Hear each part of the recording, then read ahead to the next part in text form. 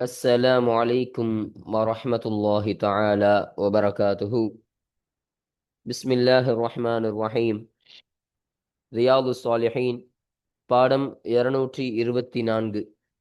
இந்த ரியாது சாலிஹின் கிதாபினுடைய 224ஆம் நாள் பாடத்தில் நாம் அமர்ந்திருக்கின்றோம். இந்த பாடத்தில் பாபு ஜியாரதி அஹ்லில் கைரி வ முஜாலசத்திஹிம் வ சுஹபத்திஹிம் வ மஹப்பத்திஹிம் வ தொலபி ஜியாரத்திஹிம் வ துஆஇ மின்ஹும் வசியாரத்தில் மவாதிஅல் ஃபாதிலதி என்ற தலைப்பின் கீழ் அமையக்கூடிய வரக்கூடிய ஹதீஸுகளை பற்றி நாம் பேசிக் கொண்டிருக்கின்றோம். அல்ஹம்துலில்லாஹ். நம்முடைய ஜாமியா ரகீப் எஜுகேஷனல் ட்ரஸ்டின் மூலமாக பல தீன் சம்பந்தப்பட்ட சேவைகளையும் பல துன்யா சம்பந்தப்பட்ட சேவைகளையும் நாம் செய்து கொண்டிருக்கின்றோம். இந்த சேவைகள் எவ்வித தொய்வின்றி தொடர்ந்து நடைபெறுவதற்காக நீங்கள் துஆ செய்யுங்கள், இன்னும் ஆதரவு தாருங்கள். நன்மையில் ஒன்று சேருவோம், முந்திக் கொள்வோம். உங்களுடைய நன்கொடைகளை எங்களுக்கு நீங்கள் வழங்க விரும்பினால் எங்களுடைய பேங்க் அக்கவுண்ட் டீட்டெயில்ஸ் வங்கி முகவரிகளுக்கு கொடுக்கப்பட்டிருக்கின்றது. இது அல்லாமல் இங்கு கியூஆர் ஸ்கேனும் கொடுக்கப்பட்டிருக்கின்றது. இதன் மூலமாக நீங்கள் ஸ்கேன் செய்தும் உங்களுடைய நன்கொடைகளை எங்களுக்கு நீங்கள் தாராளமாக வழங்கலாம். அல்லாஹு தஆலா உங்கள் வாழ்நாளை மென்மேலும் பரக்கத்தானதாகவும் செழிப்பானதாகவும் ஆக்கி வைப்பானாக. ஆமீன் ஆமீன் யா ரப்பல் ஆலமீன். இப்பொழுது இந்த ரியாது ஸாலிஹீனுடைய 224ஆம் நாள் பாடத்தில் நாம் 3 ஹதீஸுகளை பற்றி நாம் பேச இருக்கின்றோம். அந்த 3 ஹதீஸுகளில் முதலாவது ஹதீஸானது, அந்த ஹதீஸில் சொல்லப்படக்கூடிய விஷயம் என்னன்னா, ஒரு மனிதன் வேறு ஒரு ஊரில் இருக்கக்கூடிய தன்னுடைய சகோதரனை சந்திக்க செல்கிறார் என்று சொன்னார். தன்னுடன் பிறந்த சகோதரரை பார்க்க போறாரு. அப்ப அவர் செல்லும் பாதையில் ஒரு வானவரை அல்லாஹு தஆலா ஏற்பாடு செய்து வைப்பானாம். இப்ப அந்த வானவர், அந்த மலக்கு அந்த செல்லக்கூடிய அந்த நபர்கிட்ட கேட்பாங்களாம், நீங்க எங்க செல்றீங்க, எங்க போறீங்க அப்படின்னு கேட்கப்படும். அப்போ அப்போ அந்த வானவர் அது எங்கன்னு போறீங்கன்னு கேட்ட பொழுது, இந்த ஊரில் உள்ள என்னுடைய சகோதரர் பார்க்க தான் நான் போறேன், அவரை சந்திக்கத்தான் நான் போறேன் என்று அந்த மலக்கு சொல்லுவாங்களாம். அந்த மலக்கிடத்துல அந்த நபர் சொல்லுவாங்களாம். அப்போ அந்த சமயத்துல அந்த மலக்கு கேட்பாங்களாம், நீங்கள் பயன்படுத்துறதுக்கு தகுதியாக அருட்கொடை எதுவும் அவரிடம் உமக்காக உள்ளதா, உங்களுக்காக உங்களுக்காக அவரிடம் உள்ளதா என்று கேட்ட பொழுது அவர் சொல்லுவாராம், இல்லை, எனக்கு அப்படி இந்த உலகத்தினுடைய ஆதாயத்திற்காக உலகத்தினுடைய தேவைக்காக எந்த ஒரு அடிப்படையும் என்று கிடையாது. ஆனா அல்லாஹ்வுடைய விஷயத்தில் அவரை நான் நேசிக்கக்கூடியவனாக இருக்கிறேன் என்று சொன்ன உடனே அந்த வானவர் சொல்வாராம், நாம் உம்மிடம் வந்ததற்கான காரணமே அல்லாஹ் நான் அனுப்பிதான் வந்திருக்கிறேன். இப்போ அல்லாஹ்விடமிருந்து வந்த ஒரு தூதுவனாக நான் இருக்கிறேன் என்று அந்த மலக்கு சொல்லுவாங்களாம். இன்னும் சொல்வாராம், அல்லாஹ் அவர் விஷயமாக சகோதரரை நீங்கள் நேசிப்பது மாதிரி அல்லாஹ் உம்மை நேசிக்கிறான், அல்லாஹ் உங்களை நேசிக்கிறான் என்று அந்த மலக்கு ஒரு சுப செய்தியை சொல்லிவிட்டு செல்வாராம் என்று ரசூலுல்லாஹி ஸல்லல்லாஹு அலைஹி வஸல்லம் அவர்கள் இந்த ஹதீஸ்ல சொல்லி தருவார்கள். இந்த செய்தியின் காரணமாக தான் அல்லாஹ் உன்னை நேசிக்கிறான் என்ற தலைப்பின் கீழ் இந்த ஹதீஸானது அமைகின்றது. இப்ப இரண்டாவதாக, சொர்க்கத்தில் ஒரு இடம் என்ற தலைப்பின் கீழ் அமையக்கூடிய ஒரு ஹதீஸ். இப்போ இந்த ஹதீஸ்ல சொல்லப்படக்கூடிய விஷயம், ஒரு நோயாளி அல்லது அல்லாஹ்வுடைய விஷயத்தில் தன்னுடைய சகோதரரை ஒருவர் சந்தித்தால், ஒன்னு நோயாளி இல்ல தன்னுடைய சகோதரர், இவர் 2 பேரையும் அல்லாஹ்வுடைய விஷயத்திற்காக வேண்டி சந்திக்கிறாங்க. எந்த ஒரு உலக தேவைக்காக, எந்த ஒரு வேறு ஒரு எண்ணம் இல்லாமல் அல்லாஹ்விற்காக இஹ்லாஸான முறையில் சந்திக்கிறார் என்று சொன்னால், அவரை அழைத்து அந்த மலக்குமார்கள் சொல்லுவார்களாம், நீங்கள் மனம் பெற்று விட்டீர்கள், நீங்கள் மனம் பெற்றுவிட்டீங்க, உங்களுடைய நடையும் மனம் பெற்று விட்டது, நீங்கள் நடக்கக்கூடிய இந்த நடை இருக்குது இல்லையா, அதுவும் மனமாகி விட்டது, நீங்கள் சொர்க்கத்தில் ஒரு இடத்தை தயார் செய்து கொண்டீர்கள் என்று அந்த மலக்குமார்கள் சொல்லக்கூடியவர்களாக இருக்கிறார்கள். அப்போ இந்த ஒரு விஷயம்தான் இந்த ஹதீஸ்ல சொல்லப்படக்கூடியதாக இருக்கும். மூன்றாவதாக இருவருக்கும் உதாரணம் என்ற தலைப்பின் கீழ் அமையக்கூடிய ஒரு ஹதீஸ். ஸல்லல்லாஹு அலைஹி வஸல்லம் 2 பேருக்கு உதாரணம் சொல்லுவாங்க. நல்லவனோடு உட்கார்ந்து இருப்பவன், கெட்டவனோடு உட்கார்ந்து இருப்பவன். இவங்க 2 பேருக்கும் உதாரணம் என்னன்னு சொன்னா, நல்லவனோடு உட்கார்ந்து இருப்பவர் கஸ்தூரி வைத்திருப்பவனை போல. அப்போ கெட்டவனோடு உட்கார்ந்து இருப்பவர் ஒரு இரும்பு உலையில ஊதுபவனை போல. இப்போ இரும்பு உலைனா என்ன? அந்த காலத்துல அடுப்பு ஊதுறதுக்காக வச்சிருப்பாங்களா இல்லையா, ஒரு இரும்பு உலை மாதிரி. அதுல ஊதுனா நெருப்பு கொஞ்சம் பத்தக்கூடியதா இருக்கும். அங்க இருந்து கொண்டு இருக்கக்கூடிய அந்த கங்கு நெருப்பு வரக்கூடியதாக இருக்கும். அதான் இரும்பு உலை. அது இரும்பு உலையில் ஊதுபவன் போன்றதாகும் என்று சிலர் சொன்னாங்க. அப்ப அந்த கஸ்தூரியை வைத்திருக்கக்கூடிய அந்த நல்லவனோடு உட்கார்ந்து இருப்பவன் உமக்கு அந்த கஸ்தூரியை தரக்கூடியவனாக இருப்பான். அல்லது அவனிடம் நீ நல்ல மனமை அவனிடமிருந்து பெற்றுக்கொள்ளக்கூடும் என்று ஸல்லல்லாஹு சொன்னாங்க. இரண்டாவதாக, அதுவே இந்த கெட்டவனோடு உட்கார்ந்து இருக்கக்கூடியவன் அந்த இரும்பு உலையை ஊதுபவன். அப்போ அவன் ஊதுறது மூலமாக உன் ஆடையை இது கரித்து விடக்கூடியதாக இருக்கும். இல்ல அவரிடம் இருந்து நீ கெட்ட வாடையே நீ அடையலாம். கெட்ட வாடை தான் அவனிடமிருந்து உனக்கு கிடைக்கக்கூடியதாக இருக்கும் என்று ஸல்லல்லாஹு அலைஹி வஸல்லம் அவர்கள் சொல்லித் தருவார்கள். அப்போ இந்த ஒரு செய்தி தான் இந்த ஹதீஸ்ல பதிவு செய்யப்படுது. இப்போ இன்றைய பாடத்தில் இந்த 3 ஹதீஸ்களை பற்றி மாத்திரம்தான் நம்ம பேச இருக்கிறோம். இதற்கான தர்ஜிமாக்கள், இதில் சொல்லப்படக்கூடிய கூடுதல் விஷயங்களை எல்லாம் பற்றி இன்ஷா அல்லாஹ் நம்ம இப்போ ஹதீஸை வாசிக்கும் பொழுது நம்ம பார்ப்போம். அல்ஹம்துலில்லாஹ். இப்போ நம்ம கிதாபை பார்ப்போம். 391வது ஹதீஸ். அப்போ இது 391வது ஹதீஸ் கிடையாது, 61வது ஹதீஸ். இப்போ இங்க தப்பாக போட்டுக்கிறாங்க. இங்கு 61 என்பதாக வரணும். 361வது ஹதீஸாக தான் இது அமைகின்றது. சரிங்களா? அப்போ இந்த ஹதீஸ் யாரை தொட்டும் அறிவிக்கப்படக்கூடிய ஹதீஸ் என்றால், வான் அபி ஹுரைரத ரலியல்லாஹு அன்ஹு, அபூ ஹுரைரா ரலியல்லாஹு அன்ஹு அன்னவர்களை தொட்டும் அறிவிக்கப்படக்கூடிய ஹதீஸாக இந்த ஹதீஸானது அமைகின்றது. ரலியல்லாஹு அன்ஹு அவர்களை தொட்டும் அல்லாஹு தஆலா பொருந்திக் கொள்வானாக. அனின் நபி ஸல்லல்லாஹு அலைஹி வஸல்லம், நபி ஸல்லல்லாஹு அலைஹி வஸல்லம் அன்னவர்களை தொட்டும் அந்த அபூ ஹுரைரா ரலியல்லாஹு அன்ஹு அன்னவர்கள் அறிவிக்கிறார்கள். அப்ப ஸல்லல்லாஹு அலைஹி வஸல்லம் சொன்னாங்க, அன்ன ரஜுலன், நிச்சயமாக ஒரு மனிதர், ஸார அஹன் லஹு, அவருக்குரிய சகோதரரை சந்தித்தார். ஃபீ கரியத்தின் உஹ்ரா, வேறொரு ஊரில் அவருக்குரிய சகோதரரை சந்தித்தார். இப்போ சந்தித்தார்னா சந்திக்கிறதுக்காண்டி போறாரு. தன்னுடைய உடன் பிறந்த அந்த சகோதரரை சந்திப்பதற்காக ஒரு நபர் வேறு ஒரு ஊருக்கு சென்று சந்திக்க செல்றாரு. அப்போ ஃபஅர்ஸதல்லாஹு தஆலா, உயர்ந்த அந்த அல்லாஹு தஆலா அனுப்பி வைத்தான், அலா மத்ரஜத்திஹி, அவர் செல்லும் அவருடைய அந்த வழியின் மீது அனுப்பி வைத்தான், மலக்கன், ஒரு மலக்கை அனுப்பி வைத்தான். ஒரு வானவரை அல்லாஹு தஆலா அவர் செல்லக்கூடிய அந்த பாதையில் அனுப்பி வைக்கிறான்.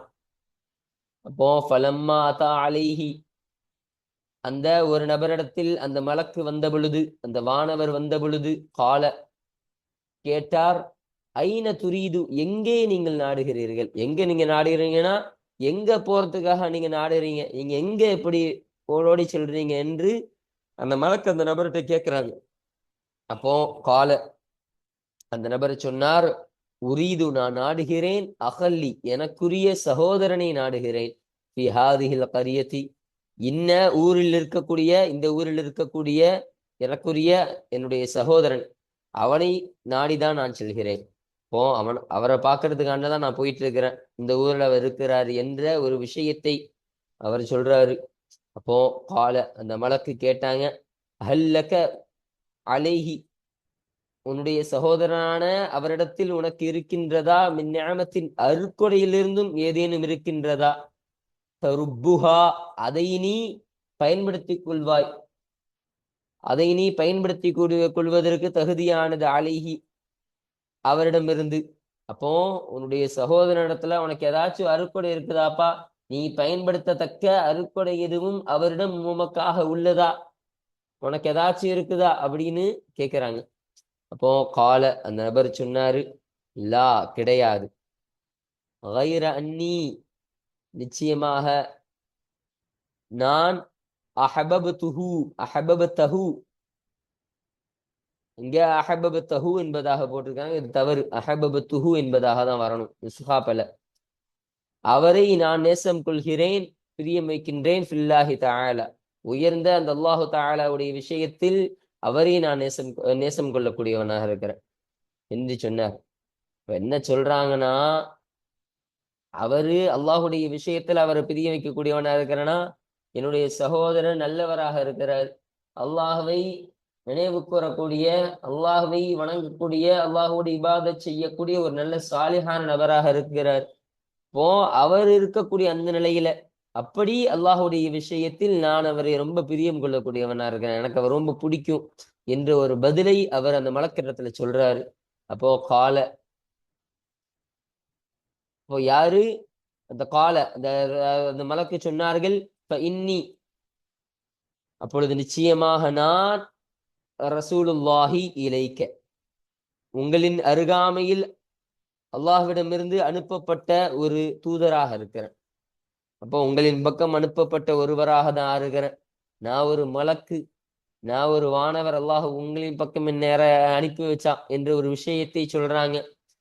அன்னல்லாஹ, இன்னும் நிச்சயமாக அல்லாஹு தஆலா கத் அஹப்பக கமா அஹபபதஹு ஃபீஹி, அல்லாஹுடைய விஷயத்தில் அவரை நீங்கள் பிரியம் கொள்வது போல் அல்லாஹ் உங்களை திட்டமாக பிரியம் கொண்டு விட்டான் என்று அந்த மலக்கு அவரிடத்துல சொன்னாங்க. எப்படி அல்லாஹுடைய விஷயத்தில் அவரம் பிரியம் கொள்ளக்கூடியவர்களாக நீங்க இருக்கிறீங்களோ, இதே மாதிரியே அல்லாஹ் உங்களை பிரியம் கொள்ளக்கூடியவனாக ஆகிவிட்டான் என்ற ஒரு விஷயத்தை, ஒரு சுப செய்தியினை அந்த மலக்கு, அந்த வானவர் அந்த வழியில் சென்ற அந்த நபரிடத்தில் சொன்னார்கள் என்ற ஒரு செய்தி இந்த ஹதீஸ்ல ஸல்லல்லாஹு அலைஹி வஸல்லம் அவர்கள் சொல்லி தருகிறார்கள். பாருங்க, ரவாஹு முஸ்லிம், இந்த ஹதீஸனை முஸ்லிம் ரஹ்மத்துல்லாஹி அலைஹி என்னவர்கள் அறிவித்தார்கள். அப்போ இந்த ஹதீஸானது இந்த பாடத்திற்கு கீழே பதிவு செய்யப்படுவதற்கான காரணம் என்னன்னா, இதுல ஸல்லல்லாஹு அலைஹி வஸல்லம் அவர்கள் சொல்லும் பொழுது, அந்த நபரை பத்தி சொல்லும் பொழுது, தன்னுடைய சகோதரர் பார்க்க சென்றார். அவர் மலக்கு கேட்கிறாங்க, அந்த சகோதரர் எதனால் நீங்க அவர் பார்க்க போறீங்க, அவர்கிட்ட இருந்து உங்களை ஏதாச்சும் இருக்குதா, ஏதாவது பயன்படுத்தி கொள்ளக்கூடிய ஏதாச்சும் ஒரு பிரயோஜனம் இருக்குதா அவரின் மூலமாக கேட்ட பொழுது சொல்றாங்க, எனக்கு எந்த ஒரு பிரயோஜனமும் கிடையாது, அவரை பார்க்கறதுனால எனக்கு ஒரு விஷயமும் கிடையாது, ஆனா அல்லாஹ்வுடைய விஷயத்துல அவர் நான் பிரியம் கொள்ளக்கூடியவனா இருக்கிறேன்னு சொன்னாங்க. அப்பனா அதுக்கு என்ன அர்த்தம்? அல்லாஹ்வுடைய விஷயத்துல அவர் ஒரு நல்லவராக இருக்கிறார், அப்போ அவரை போய் சந்திக்கிறது மூலமாக எனக்கும் ஏதாச்சும் நல்ல காரியம் கிடைக்கும், அல்லாஹ்வுடைய பொருத்தத்தை பெறுவதற்கான வாய்ப்பு எனக்கும் கிடைக்குது, அவரை நான் ஜியாரத்து செய்யறதுக்காக, அப்படிப்பட்ட ஒரு நல்லவரை, அப்படிப்பட்ட ஒரு சாலிஹான நபரை ஜியாரத்து செய்வதற்காக, சந்திப்பதற்காக நான் போய் கொண்டிருக்கிறேன் என்ற ஒரு விஷயத்தை சொன்னாங்களா இல்லையா? அப்போ நல்லோர்களை ஜியாரத்து செய்தல் என்பது இதன் மூலமாக தெரிபடக்கூடியதாக இருக்கு. இப்போ இந்த ஒரு கருத்தின் காரணமாக தான் இந்த ஹதீஸானது இந்த பாடத்திற்கீழ அமையக்கூடியதாக இது இருக்கின்றது.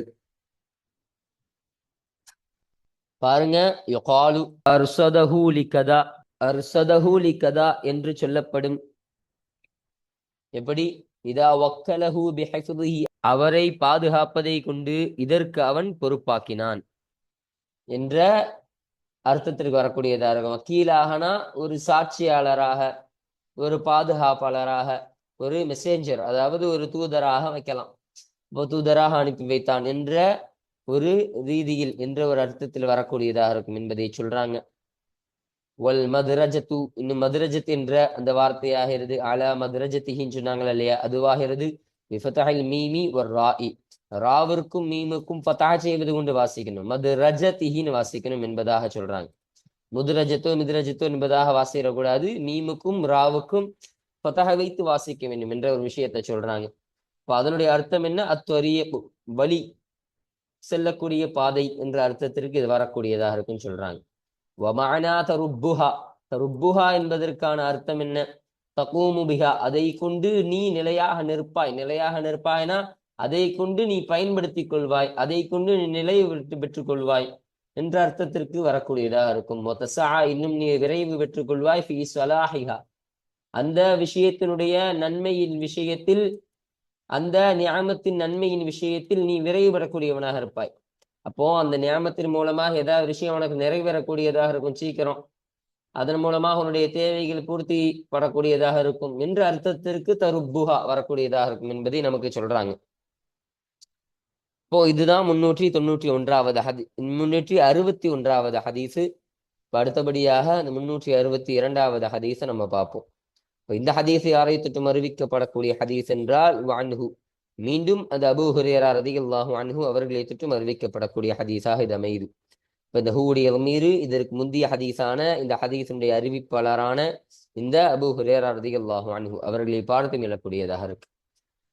கால அந்த அபூ ஹுரைரா ரலியல்லாஹு அன்ஹு சொன்னார்கள், கால ரசூலுல்லாஹி ஸல்லல்லாஹு அலைஹி வஸல்லம், அல்லாஹுடைய தூதர் ஸல்லல்லாஹு அலைஹி வஸல்லம் அவர்கள் சொன்னதாக அபூ ஹுரைரா ரலியல்லாஹு அன்ஹு சொன்னார்கள், மன் ஆத மரீதன், யார் ஒருவர் ஒரு நோயாளியை நலம் விசாரிப்பதற்காக செல்வாரோ, அவு ஜார அஹல்லஹு ஃபில்லாஹி, நம் அல்லாஹுடைய விஷயத்தில் யார் தனக்குரிய சகோதரரை சந்திப்பதற்காக செல்வாரோ.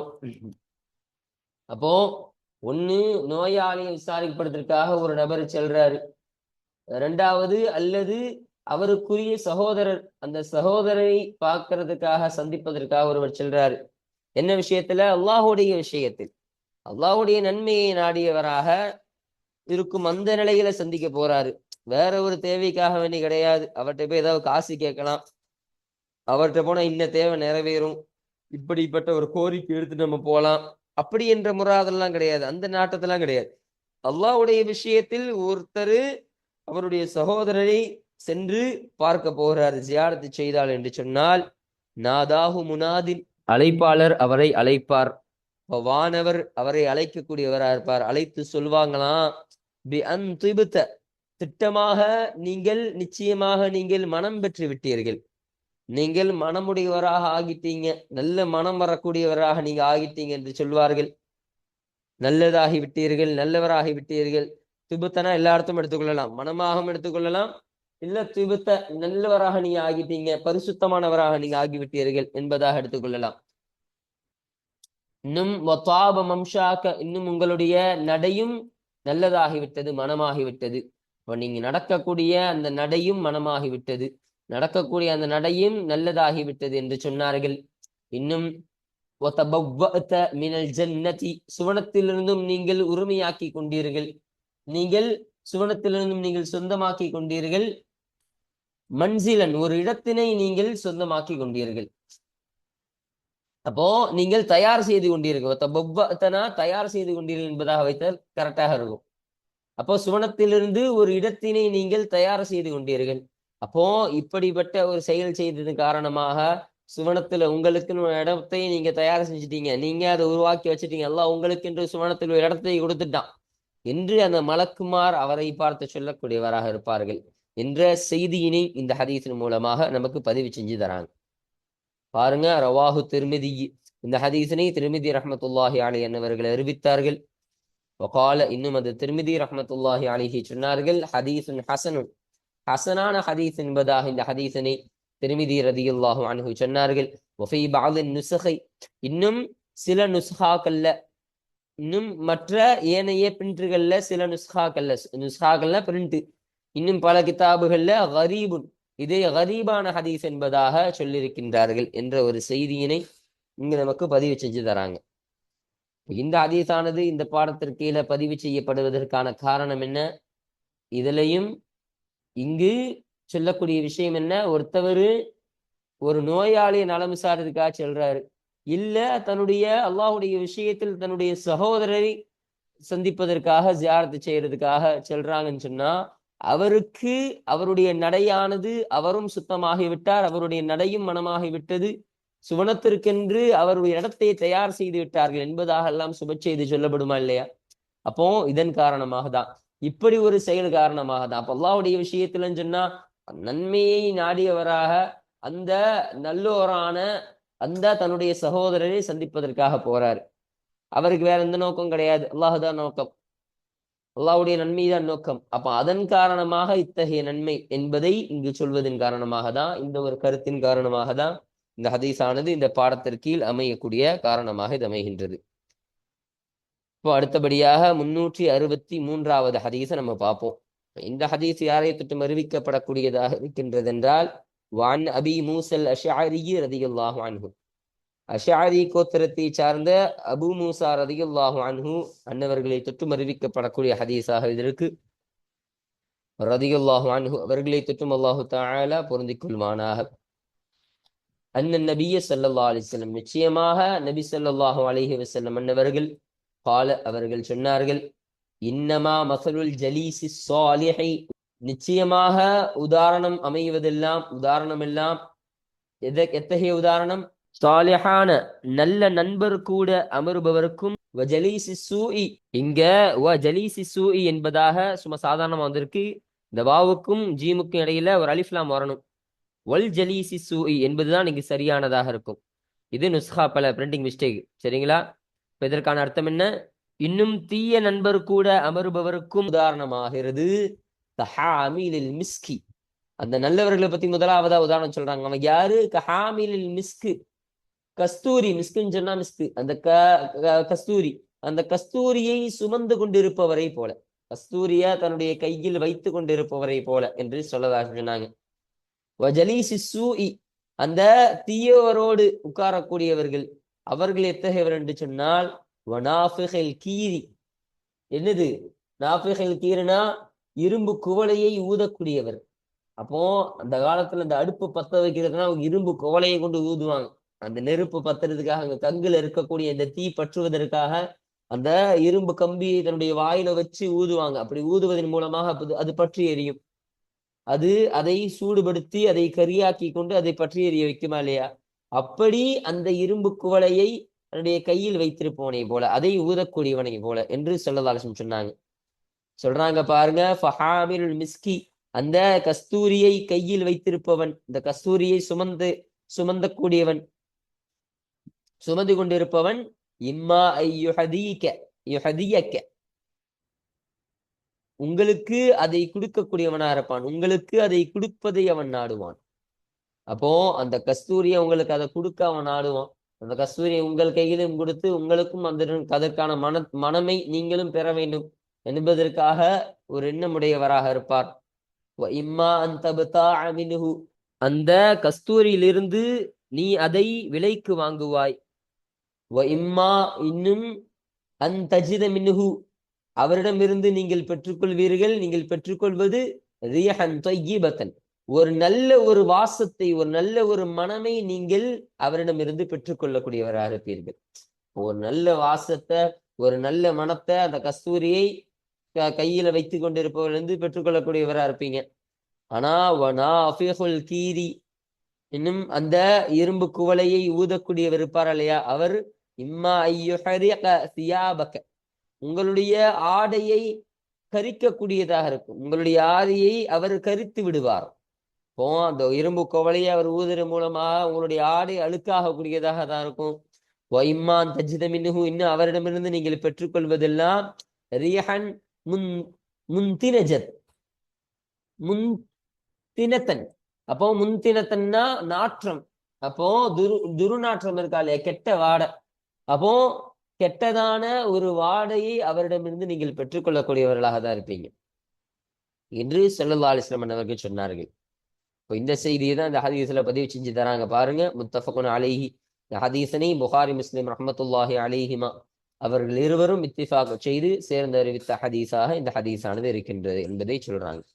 இந்த ஹதீஸ் இந்த பாடத்திற்கீழ பதிவு செய்யப்படுவதற்கான காரணமும், இதுல அந்த நல்லோர், அந்த கஸ்தூரியை கையில் இருக்கக்கூடியவங்க நல்லவங்க, அவர்கள் மூலமாக நீங்களும் மனம் பெறக்கூடியவர்களா இருப்பாங்க. அவங்க மட்டும் சாலிஹானா இருக்க மாட்டாங்க, உங்களையும் அவர்கள் சாலிஹான நபராக மாற்றி விடக்கூடியவர்களா இருப்பாங்க. அதுவே அந்த குவளையை, இரும்பு குவளையை கையில் வைத்து ஊதி கொண்டு இருப்பவர் எப்படிப்பட்டவர்னா, அவரின் மூலமாக உங்களுடைய ஆடைகள் அழுக்காக கூடியதாக தான் இருக்கும். அவர்கள் மூலமாக நீங்கள் கெட்ட வாடையை தான் நீங்கள் உணரக்கூடியவர்களாக இருப்பீங்க. அப்போ அவர்கள் இருக்கக்கூடிய அந்த கெட்ட செயலும் உங்களிடத்தில் வரக்கூடியதாக இருக்கும். நீங்களும் கெட்டவர்களாக ஆகிவிடுவீர்கள் என்று ஸல்லல்லாஹு அலைஹி வஸல்லம் அவர்கள் சொல்லித் தருகிறார்கள். இப்போ இந்த செய்தியின் காரணமாக தான் இந்த ஹதீஸானது இந்த பாடத்திற்கு கீழே பதிவு செய்யப்படுது. அப்போ யுஹதீக்கன்னு ஒரு வார்த்தை சொன்னாங்க இங்க, இம்மா ஐயுஹதியக் என்பதாக. அதற்கான அர்த்தம் என்னது? யுஅதீக்க, உங்களுக்கு அவர் கொடுப்பார் என்ற அர்த்தத்திற்கு இது வரக்கூடியதாக இருக்கும். அப்போ இன்றைய பாடத்தில் அல்ஹம்துலில்லாஹ் இந்த 361, 362, 363 என்று இந்த 3 ஹதீஸ்களுக்கான தர்ஜுமாக்கள், அதில் சொல்லப்படக்கூடிய விஷயங்கள் எல்லாத்தையும் பற்றி முழுமையாக நம்ம பார்த்தோம். அல்ஹம்துலில்லாஹ். இன்ஷா அல்லாஹ் அடுத்த பாடத்தில் இந்த 364வது ஹதீஸான இந்த ஹதீஸை குறித்தான செய்திகள் அதுல சொல்லப்படக்கூடிய விஷயங்களை பற்றி இன்ஷா அல்லாஹ் நாம் அடுத்த பாடத்தில் நாம் பேசுவோம். வாஹிர் தஅவானா அனில் ஹம்துலில்லாஹி ரப்பில் ஆலமீன்.